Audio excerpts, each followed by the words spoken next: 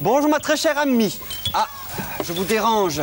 Vous semblez bien affairée. Ah, vous pouvez le dire, monsieur Dusnob. Enfin, il faut bien que je range mon kiosque de temps en temps. Ça... Comment allez-vous? Ah, tout va pour le mieux, chère amie. D'ailleurs, je ne fais que passer. Vous savez que c'est ce soir que commence la kermesse dans la salle des fêtes.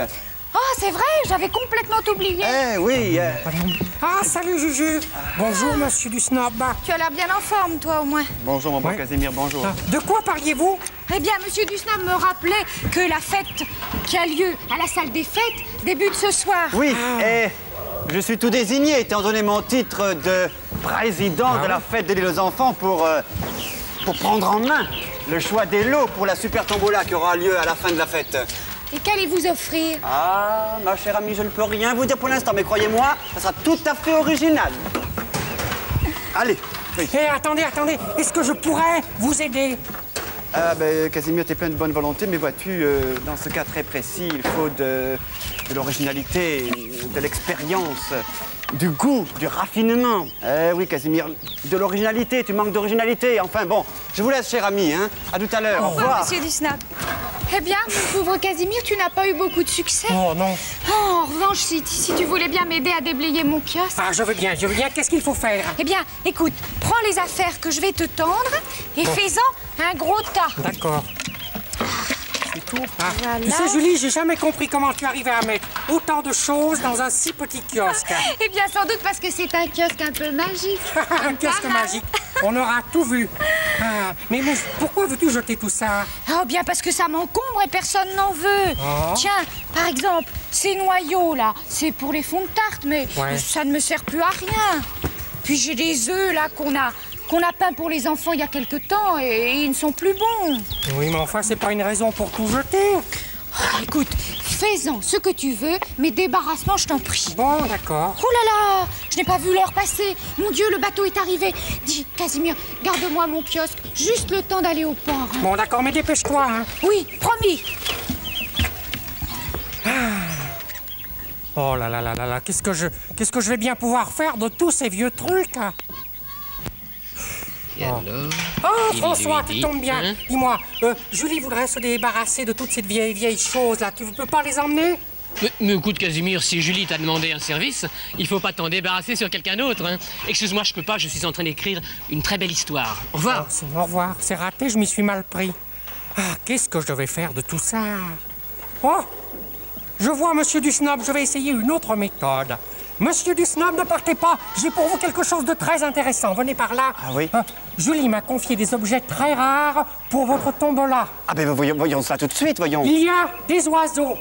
Des oiseaux rares, fantastique, montre-moi ça. Des bécassines de Bavière. Et puis des mouettes des Açores, hein, voilà, les bleus. Les mouettes des Açores, ça. Ils sont beaux, hein? Enfin, Casimir, je veux pas me procurer des œufs. Oh, enfin, monsieur Dusnob, vous n'allez pas acheter des oiseaux tout faits dans une cage comme tout le monde, c'est banal. Hein? Ces œufs sont prêts à éclore. Alors, vous les posez délicatement sur un édredon, vous vous asseyez dessus pendant quelques jours, bien au chaud, et vous aurez des oiseaux splendides. Ah bon, t'as peut-être raison. Ouais. Et j'ai également des cerisiers anglais. Mais enfin, Casimir, je n'ai pas la carrière d'un déménageur. Comment veux-tu que je transporte des cerisiers? Pas de problème, là j'en ai 45 sous un très petit volume. Ah? 45 cerisiers anglais, c'est pas formidable? Oui. Attendez, j'ai également un gilet.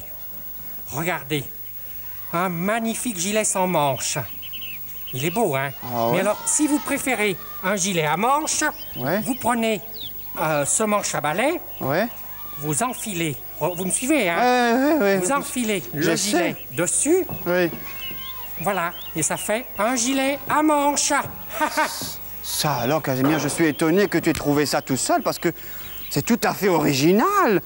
Je ne sais pas si tu te rends compte, mais si j'expose ça à la tombola, je vais avoir un succès considérable, car ce sont de vrais petits chefs-d'œuvre. N'est-ce pas, hein? Julie a vraiment bien fait de me confier toutes ces choses-là pour vous, hein? Vous trouvez pas? Casimir, tu es un génie. Oui. Je ne vous ai pas montré le plus beau. Ah. C'est un paragrêle. Un paragrêle, voilà. C'est pour se protéger de la grêle. Ah oui. C'est un objet très rare. Ah, très rare. Évidemment, celui-ci n'est plus tout à fait neuf. Ah oui. mais il peut encore servir. La dernière fois, les grelons l'ont un peu troué, mais enfin, ça ira quand même, hein. Casimir, je suis véritablement sans voix.